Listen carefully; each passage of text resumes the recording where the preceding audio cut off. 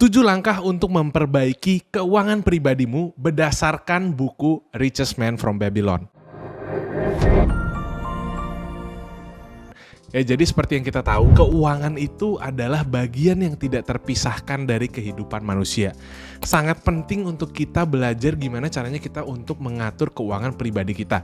Tapi sayangnya ini masih belum diajarkan di kuliah-kuliah, belum diajarkan di sekolah-sekolah, atau diajarkan secara general kepada khususnya generasi-generasi muda. Sehingga dari yang gue lihat, generasi-generasi muda ini banyak banget salah menggunakan keuangan pribadinya sehingga kekayaannya tidak bertambah-tambah. So, penting banget buat kita belajar. Dan dari mana kita bisa belajar? Ya, salah satunya adalah dari buku. Nah, salah satu buku yang gue sangat rekomen tentang personal finance itu adalah judulnya The Richest Man from Babylon. Ya, ini karya George S. Clason. Buku ini itu udah ditulis sejak tahun 1926 ya.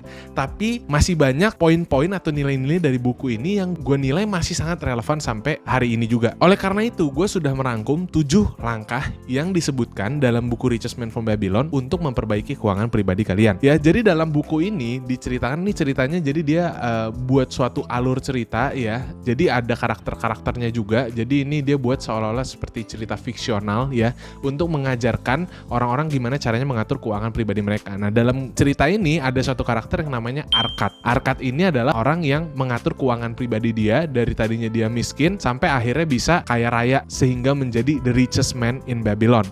Nah, ini adalah 7 hal yang dia lakukan untuk memperbaiki keuangan pribadi dia. Yang pertama, start thy purse to fattening, atau mulai tebelin dompet kalian. Dari poin tersebut dijelaskan secara mendetail bahwa kalian sebagai pekerja, sebagai pencari nafkah, sebagai pencari uang gitu ya, kalian ketika mendapatkan income, kalian tuh sangat berhak atas income kalian sendiri. Makanya dia sarankan untuk orang-orang itu menyimpan, menabung 10% dari income kalian masing-masing. Jadi jangan sampai uang yang kalian dapatkan itu sepenuhnya habis, 100% habis. Karena kalau misalnya dipikir nih, kita kerja keras-keras ya misalkan, terus dapat 1 juta rupiah, 1 jutanya hilang, kita kasih ke orang, kita beliin ini, kita beliin itu, kita kasih ke orang. Pada akhir bulan kita udah gak punya uang lagi, 0.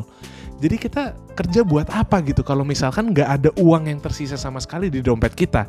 Sehingga disarankan nomor 1 yaitu adalah kalian wajib menyimpan minimal menabung 10% setiap bulannya dari income kalian ya.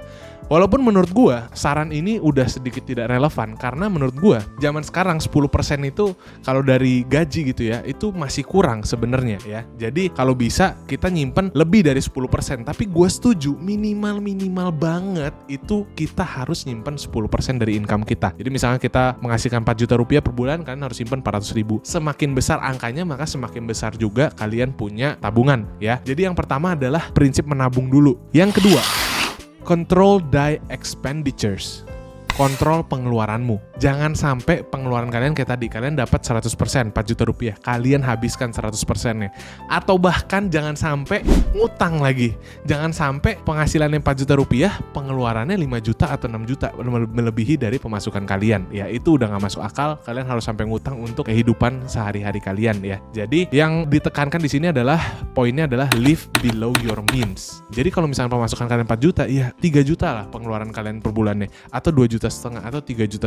Yang penting masih ada bagian dari tersisa dari income kalian yang bisa kalian tabung ya. Jadi jangan sampai, kesalahan terbesar yang gue lihat dari anak-anak muda juga adalah ketika gajinya mulai naik, ketika kerjaannya udah mulai bagus, karirnya udah mulai naik, gaji dapat lebih gede, pengeluaran jadi lebih gede juga. Gak akan pernah kaya. Kalian mau gaji 20 juta tapi pengeluaran 20 juta, ya udah gak akan pernah kaya. Akan lebih kaya orang-orang gaji 4 juta tapi bisa nabung 1 juta setiap bulannya, daripada orang gaji 20 juta gak bisa nabung sama sekali, bahkan sampai ngutang untuk pengeluaran sehari-hari dia. Jadi bedakan juga pengeluaran kalian mana yang benar-benar kalian butuhkan sama mana yang kalian cuman pengen doang ya. Itu juga poin penting. Yang ketiga, make thy gold multiply. Lipat gandakan uangmu. Dalam bahasa sederhananya adalah investasi ya. Jadi dari tahun 1926 aja buku ini ditulis, itu udah sangat diajarkan untuk orang mulai berinvestasi ya. Dalam cerita ini si Arkad itu meminjamkan koinnya, ya koin yang dia dapat dari pekerja, dia tabung tadi 10%, dia pinjamkan ke orang-orang lain dengan interest, dengan bunga ya. Sehingga dia pinjamin 10 koin, nanti balik 11 11 koin. Dari 11 koin ini kan dia nggak kerja sama sekali, dia cuma minjemin orang, dia tetap kerja dengan pekerjaan utamanya dia minjemin orang, balik 11 koin. 11 koin dia pinjemin lagi, balik jadi 12 koin. Dia terus melakukan itu sehingga uangnya itu akhirnya bekerja untuk dia, bukan dia bekerja untuk uang ya. Itu poin ketiga. Yang keempat, guard thy treasure against loss. Jaga hartamu dari kerugian. Jadi kalau di poin yang ini, pada cerita ini si Arkad nih menginvestasikan uangnya dia yang dia punya itu ke orang-orang yang tidak teredukasi. Jadi dia bilang dalam cerita ini dia ngambil poin pembelajarannya adalah kita juga harus memberikan kepercayaan kepada orang-orang yang memang patut untuk dipercaya. Jadi jangan kasih kepercayaan misalkan ada orang ngajak kalian untuk berbisnis ya. Berbisnis ceritanya bisnisnya ikan. Tapi si orang ini seumur hidupnya itu peternak ayam. Jadi nggak masuk akal kalau kita mempercayakan bisnis ikan ke peternak ayam. Seumur hidup dia kerjaannya ternak ayam gitu. Terus tiba-tiba dia nawarin ada investasi, gue boleh nggak pinjem uang lo? Gue mau bisnis ikan. Ya, jadi di poin ini dia menceritakan bahwa kita juga harus pintar-pintar memilih investasi kita sehingga kita meminimalisir resiko ya, jangan sampai kita tuh sampai loss gitu, kita sampai kehilangan uang kita. Jadi itu adalah poin keempat. Yang kelima, make of thy dwelling a profitable investment. Buat rumahmu sebagai investasi yang menguntungkan. Kalau di poin ini memang agak susah dimengerti ya. Thy dwelling itu kalau dalam bahasa zaman dulu itu artinya tempat tinggal kalian ya. Jadi ini adalah salah satu poin yang menurut gue udah gak relevan di zaman modern sekarang ya, karena zaman dulu harga rumah itu ya, jadi di poin ini dia menjelaskan bahwa lebih untung kalau misalkan kita punya rumah sendiri daripada kita menyewa rumah dari orang lain, karena misalkan kita harus bayar biaya sewa setiap bulannya. Biaya sewa ini bisa dipakai untuk membangun rumah actually gitu loh, karena waktu itu pada zaman dulu rumah itu harganya belum sefantastis sekarang ya. Kalau menurut gue ini adalah salah satu poin yang udah cukup gak relevan di zaman sekarang, karena harga rumah itu udah sangat fantastis ya, jauh lebih mahal daripada zaman dulu, sehingga tidak memungkinkan untuk kita menghitung kayak gitu lagi. Jadi kalau misalnya kita sewa itu sama aja bisa beli rumah gitu.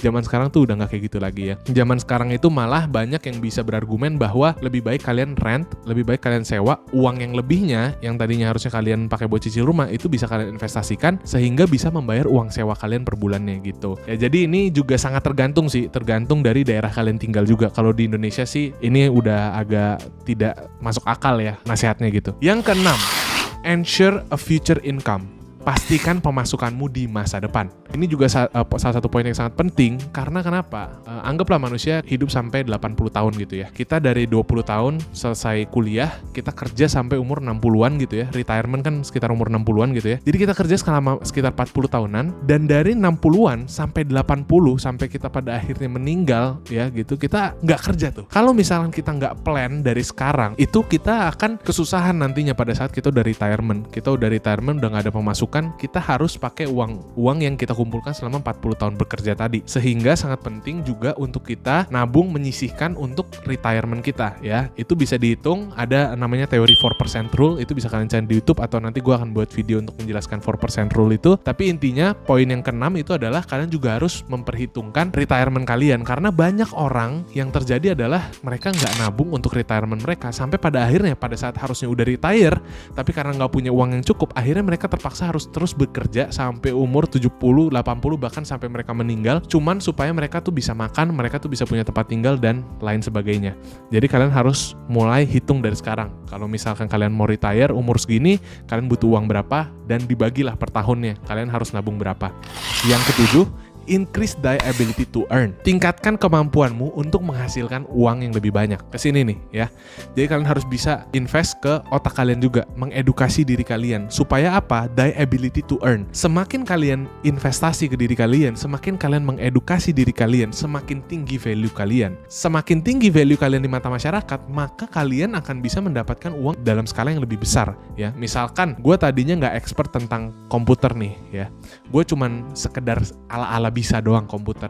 Gue mau buatin website buat orang, tapi gue nggak bisa buat yang bagus-bagus amat. Ya udah gue pasang harga 4 juta gitu kan. Gue buatin website nih buat orang nih. Ya, semakin gue belajar, semakin gue mengedukasi diri gue, sampai gue akhirnya bisa bikin website tuh yang bener-bener gokil, yang sampai ada apalah gerak-gerak mataharinya bisa gerak sendiri apa segala macam gitu ya. Gue bisa bikin website yang jauh lebih bagus, sehingga gue bisa menarik peminat dengan harga yang lebih tinggi lagi. Gue bisa pasang rate 12 juta ya. Jadi semakin kalian mengedukasi diri kalian, semakin tinggi value kalian akan bisa mendapatkan uang yang semakin banyak lagi. Jadi the ability to earn, kalian bisa earn more money dengan mengedukasi diri kalian sendiri ya. So gue akan simpulkan secara pendek ya, yaitu yang penting, yang pertama adalah expenditure. Jangan sampai pengeluaran kalian itu lebih besar daripada pemasukan kalian. Selalu nabung, dan tabungan ini minimal 10% dari income kalian. Jangan lupa untuk diinvestasikan, dan jangan lupa untuk investasi ke diri sendiri ya, mengedukasi diri sendiri ya.